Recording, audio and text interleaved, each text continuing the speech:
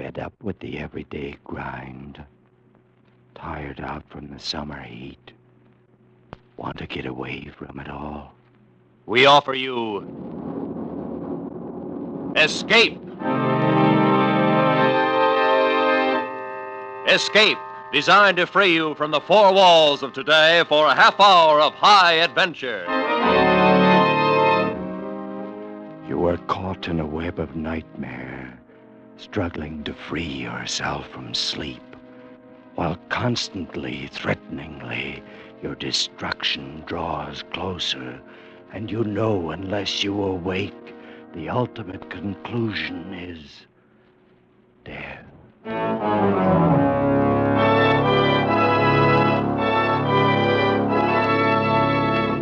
Tonight, we escape to 2200 AD and the fearsome picture of the last days of civilization, as H.G. Wells told it in his terrifying story, Dream of Armageddon.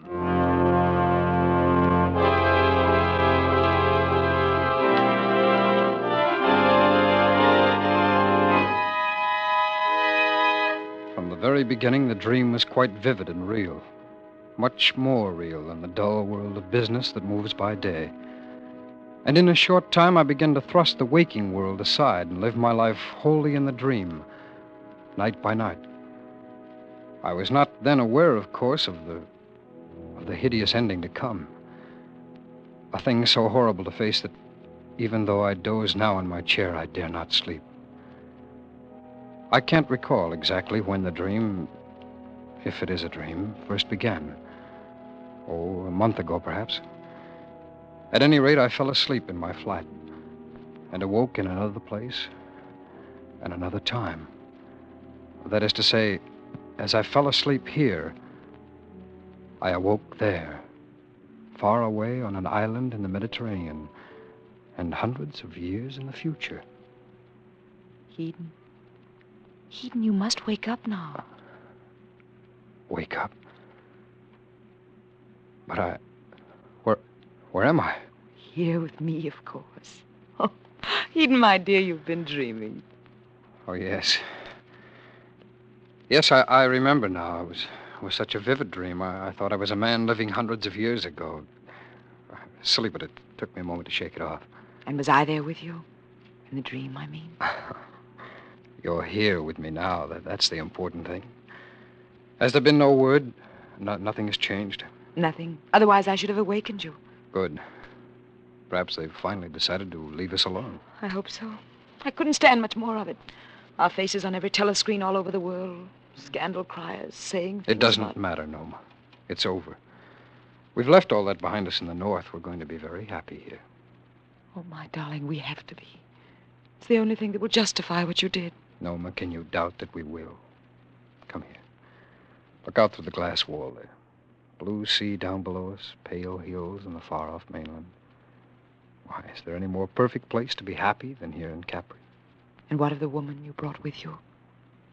Did you not perhaps give up too much for her? Pay too great a price? You're worth more than all of it, Noma. You make me feel very humble. You were the most powerful man on earth, Council Master of the Allied Nations of the North, the ruler of 1 billion people. 1 billion fools? Why, had they not been, they would have accepted you. They felt they had reasons. Reasons? Could not permit me to marry beneath my station now. I've given my whole life to them until now. Has a man no right to happiness, Noma? They follow their own desires. Why shouldn't I do the same for once? Why not, indeed? I've no answer for you, beloved. I'm proud and humble for what you did. And also a little afraid. Afraid of what? I don't know, Hedon, I don't know, but the Vicetel. Your pardon, Master Hedon. May I have your attention, please? Yes, go ahead. What is it? There is one here who desires to speak with you. I'll see no one. I've told you that. He tells me to say the white grasses grow tall in the north and reach above the snow. Hedon, it's a messenger from the council. Yes. Very well, send him up. What does it mean? Have they thought of some new way to... No. Oh, my darling, it is nothing. You'll talk of duty again and all the other things, the same kind of talk. It can't be anything else. If only they'd chosen someone besides Evesham to govern. But they did choose him. If he doesn't suit them, they can find someone else. I'll have no part of it. He's such a fool, such a stupid, blundering fool. Well, perhaps they need a fool. Perhaps that's why... Oh, there's the messenger. Come in. I must beg you to pardon this intrusion, Master Heaton, but the council considers the matter of the greatest importance. It's all right. Now, what is it you wish? If we could speak alone, perhaps. I have no secrets from the lady. She knows everything. Now, what is it? I am empowered by the council to ask you to return at once and take charge of the government again. Alone? Yes, that would be required, of course. Then the council wastes my time and theirs. But there have been new developments. Evesham already has begun the moves we've always feared he would. Now, no one but you can stop this madness, this foolish ambition of his. Then more's the pity, for I do not choose to do anything about it. You know what it means, of course. I know nothing of the affairs of government. I am a private citizen engaged in seeking happiness. Master Heaton, do you believe that one man can work out his fate, apart and separate from the fate of all mankind?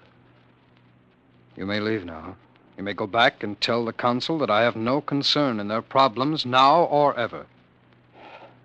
Very well, Master Heaton. But if you should decide differently, decide quickly, for there is very little time. Oh, Heaton, is it true? Will it really come to that? Probably the South and the East are not easily bluffed. But war. Loose in the world again for the first time in 100 years. War again. They don't know what it is. No, they don't. They've never seen it. Heaton, you can't let it happen. No, my darling, I've made a choice, and it's final. If it comes to war and the whole world falls in ruins, then I'll live on in the ruins. But I'll live there with you. That's final. Heaton, I'm afraid.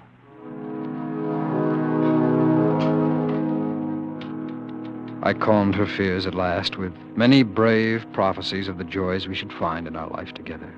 And as we talked and watched the sun sink finally in the waters of the quiet sea, the blusterings of Evesham seemed far away, and the threat of war no more than a part of some nightmare. At a late hour, we fell asleep.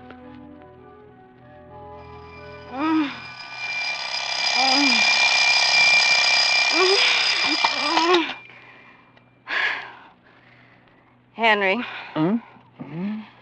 Henry, wake up. I said wake up. Can't see why you always have to wait for me to shut off that clock. Sorry, dear. I was dreaming. Dreaming, indeed. Now get yourself dressed. You want to be late again this week? Good chance of war. I don't know just what I can do about it. Oh, Henry, for pity's sake. One thing certain, I won't give her up, no matter what happens. Her? I... Who's her? Oh, yes, of course. I'm getting up right this minute, dear. I'll get dressed right away. Henry, no, there's no need to get excited, dear. There's plenty of time to catch the 7:12. I never saw such a man in my life. Wasn't for me telling you what to do, I don't know what would become of you.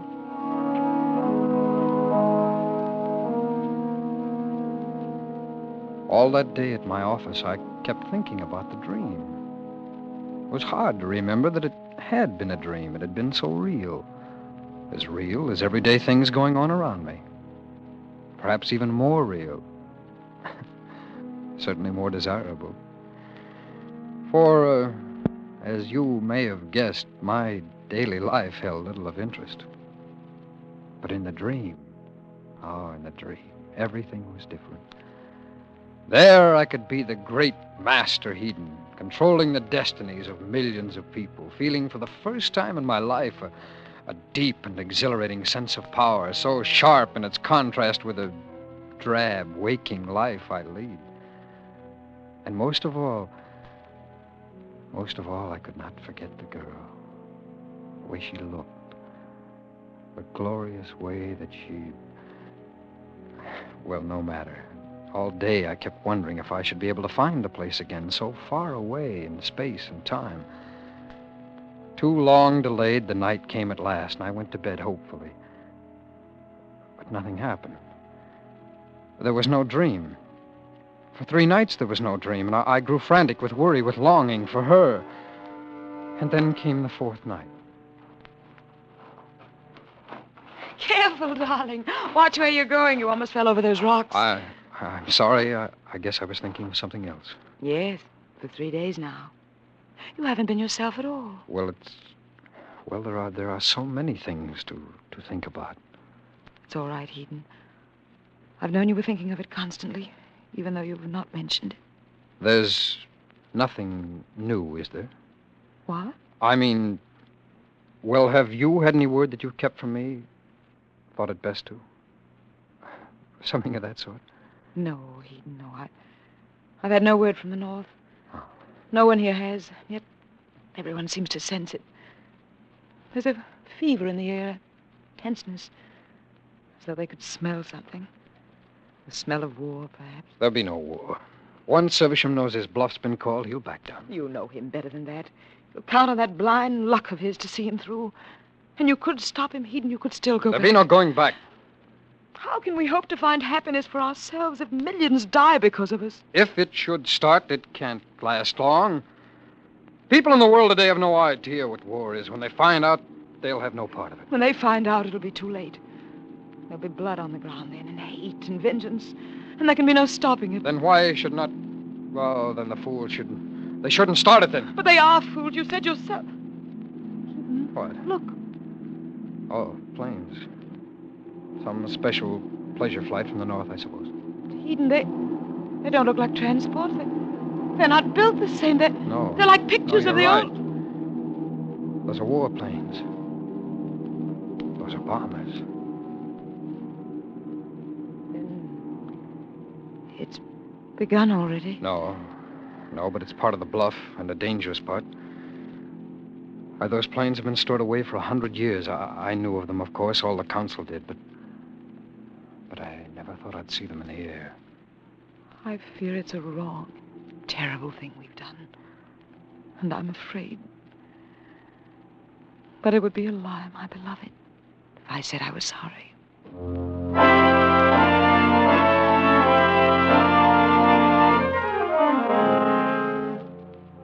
No more warplanes came to Capri in the next 2 days. But the sight and the sound of the first ones had been enough. The peaceful island of pleasure became a beehive of belligerent activity. Preparation for war by a people who had never known anything but peace. Old weapons, relics for years, came out of storage places, were cleaned, polished, made ready. Big guns appeared as if by magic, were quickly set in placements about the rocky isle. Norma and I took no part in the madness about us, but walked alone from the others. She with a growing sadness, and I with a swelling hatred for blind, blundering Evesham, and for the stupidity he'd called forth now in mankind. And then, late afternoon of the third day. But why?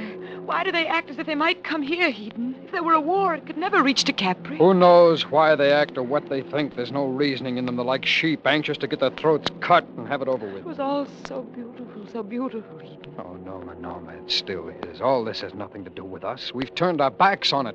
What they do now is their own concern. This can't touch us. It's so terrible to think about it. Eden, look. The planes have come back. Yes. Coming over the hills there. He's still playing the same old game. Oh, how long can that blundering Evesham hope to... Norma, these are not the same ones. What do you mean? I know the shape of these. These are warplanes from the south. Then, oh no, it can't mean anything. Was that what they call a bomb? That was what they call war. War. Eden, I want to see it. All its horror and idiocy. I want to see it. Not too close to the window, Norma. Look, down there by the edge of the water. Where the little pavilion was, Eden. There's nothing but broken rocks and smoke drifting up. Yes, that's where the first bomb landed. But why should they wish to destroy a little summer pavilion? An accident. They were trying there for the docks. We swam there every morning. Do you remember how clear and how clean the water was? There must be blood in it now. Norma, there's no good in that kind of thinking. This is what they chose. Now they've got They it. couldn't have known it would be like this. Perhaps not, but that can't be helped now. It's too late now for them ever to turn back. How could they ever?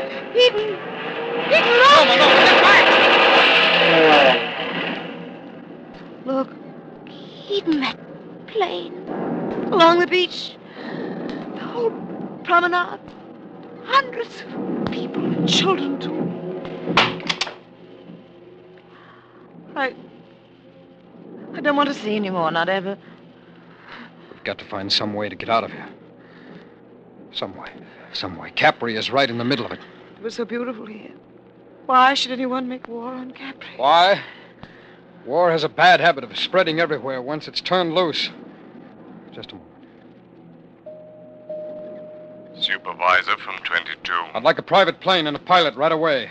Destination to be decided. Sorry, sir. All planes have been taken over by the government. General order by Master Evesham. Confound it. All right. What about a boat? Power boats have been taken over. Perhaps a few small sailing craft may be still available. Find out. Get me a navigator and enough crewmen. Sorry, sir. The government has ordered all able-bodied... All right. Just get me a boat then. Buy it, charter it, whatever's necessary. I'll sail it myself. Yes, sir. Where can we go, Eden? I don't know anywhere but here. Yes, and let's go quickly. Take me away someplace, Eden, far away. Anywhere but here.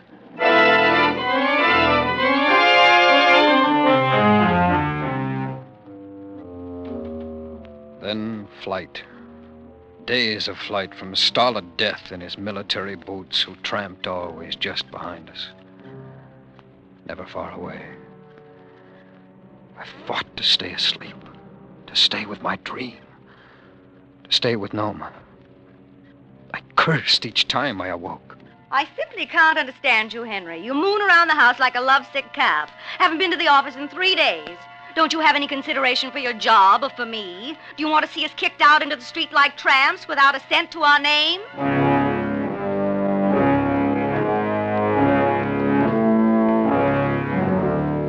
My waking life became the vague movement of shadow figures of which I remember nothing now. But my life in the dream was very real. Oh, yes, very real. No. I've just come from there. You cannot go through the pass. Why can't we? It is impossible. You must go back to the coast quickly. Eden, can't you explain to him we must find some place to buy food? We've had nothing to eat for 2 days. No, lady. There is no food here. Everyone is starving. Pestilence has broken out. Pestilence? Horrible plague. Came suddenly. Already, people of 2 villages are lying dead in the gutters. Spreading very quickly. Come, Noma. Let's go back to the boat. We tried first to land somewhere along the southern shore of the Mediterranean. We found it everywhere the same. In some places, the people were dying of disease and starvation. In others, they were dying of bleeding burns from the flame of war. But always, they would die. Eden, everywhere we go, we find dead bodies. More and more all the time. What's happening? Has the whole world gone mad? Is the whole world dying? Back again to the north and a landing on the peninsula. Then pushing our way overland, trying to find some haven in a world intent on smashing itself to bloody fragments. Fleeing from the idiot fury around us and being blocked at every turn. You cannot go there. You must turn back immediately. Why? Why must we turn back when there's no place left to go back to? Back where? That I cannot tell you. But if you go farther, you will die. They have used poison gas, and the area is contaminated over hundreds of miles. I've seen people die from it. It is not a pretty sight. Death everywhere. Of course, if you would like to stay here, I'm sure we can take care of that pretty little throat of yours. Yes, indeed, we can. There were no real battle lines as yet. No armies. The thing had come too fast. But everywhere roving bands fought, plundered, killed one another. Sometimes not even knowing if they were killing friend or foe. And always overhead were the planes, humming like hawks, killing anything that moved. Eden, do you think he sees us? I'm not sure, Noma. Don't move. Don't move. He's heading toward us, all right. Eden, we can't just lie Don't here. move, Noma. By heaven, I think it is us. Look, Where? that old woman walking on the road. Doesn't she know?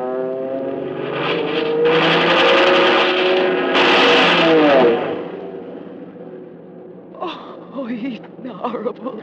Horrible. Norma, no. Let's go. It wasn't us he was after.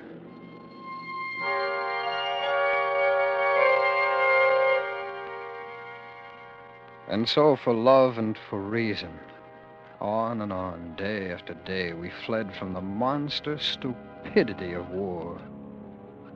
Till at last we could flee no farther.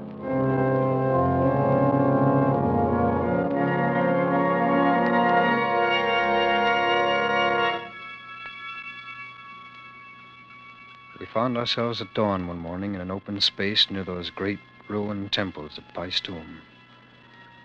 Roman ruins that have stood for centuries were still standing even then.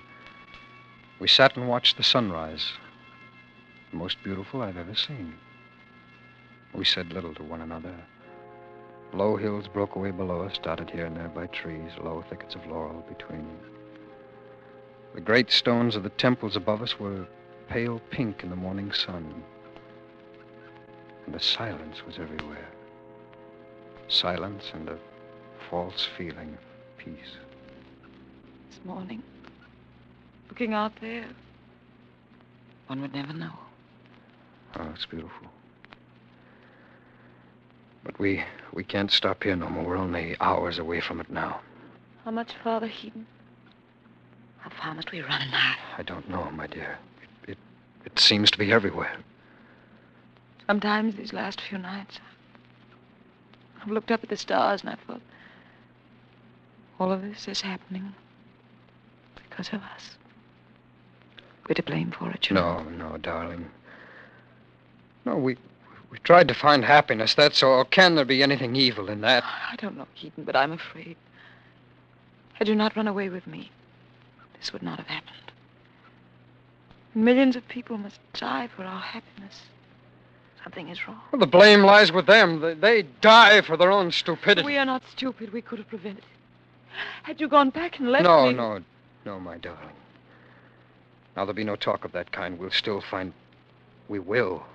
The chance to work things out somewhere. I have a strange feeling, Heaton, we shan't have any more chances. We owe some kind of a debt. We're going to have to pay for it very soon. Oh, you're tired, Norma. That's why you talk this way. You'll soon Look, feel... Heaton, another flight of planes.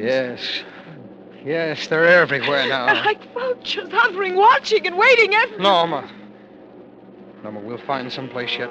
Someplace... Norma, get down!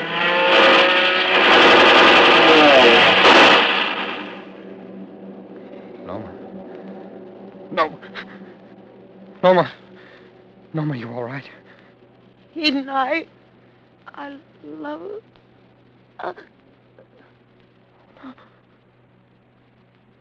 Norma.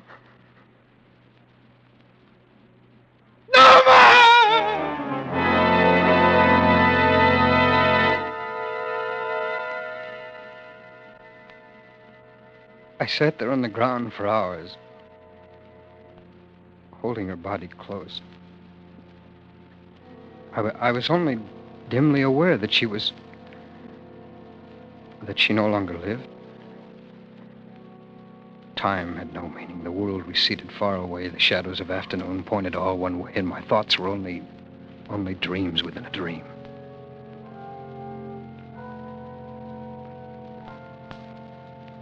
I must have stared at them for several minutes, not realizing who they were, watching them approach through the bushes. Before they came within yards, before it struck me suddenly, those uniforms. They were soldiers of the South and the East. With only one thought in mind, I jumped to my feet and ran toward them.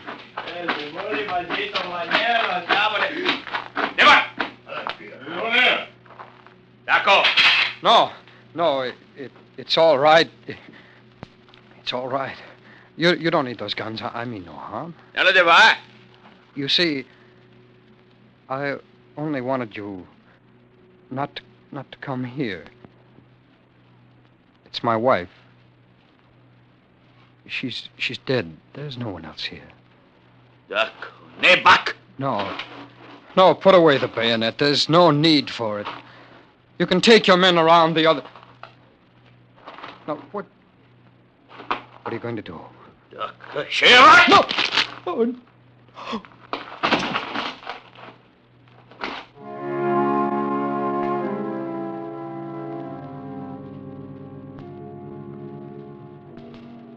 I lay there on the ground for a long time after they left. At first I tried to crawl back to her, but I couldn't. Then later I was unconscious. Whether this be Armageddon, that last flaming end of the world, I do not know. But of this I am sure. When the end does come, it shall come through man's unheeding selfishness, through man's stupidity. For when man stood up and learned to think and was no longer an animal, he became one with the gods, and like the gods must take heed of the fate of mankind. This I know.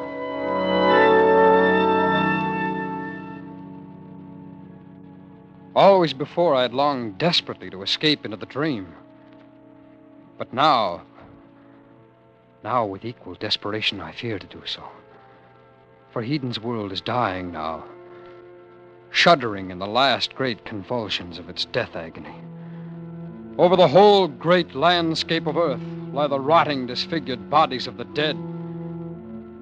And the sad sun gleams with a pale and ghastly light through the smothering curtain formed by the hideous fumes of war. The moans of the half-dead swell up from the plains of earth, fill the vast emptiness of the heavens, and go unanswered. Starvation, pestilence, war, and death. The whole world is dying.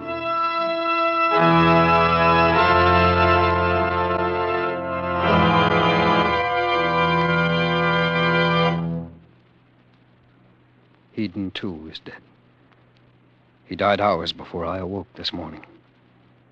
His body still lies before the silent temples at Paestum. Yet in the dream, I still occupied his body. After he was dead,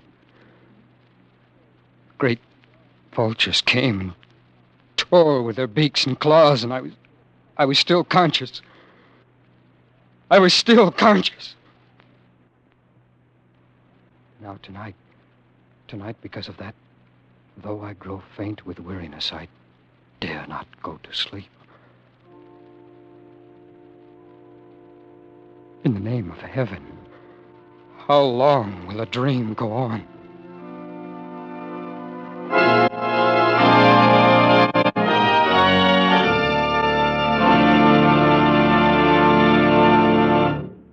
Escape is produced and directed by Norman Macdonald. Tonight we have brought you Dream of Armageddon by H.G. Wells, adapted for radio by Les Crutchfield, with editorial supervision by John Dunkel.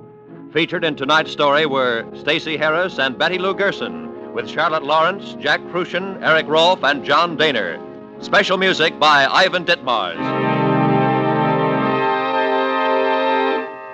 Next week. You are standing in the light of an arc lamp by the cathedral in Mexico City, looking at a dead body lying at your feet, and a great fear comes over you as you wonder if you are a haunted man.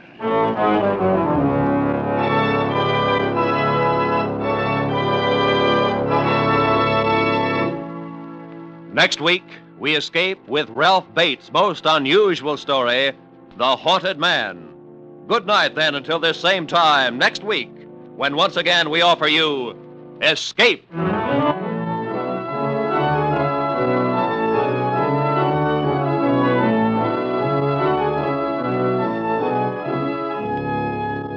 Roy Rowan speaking. This is CBS, the Columbia Broadcasting System.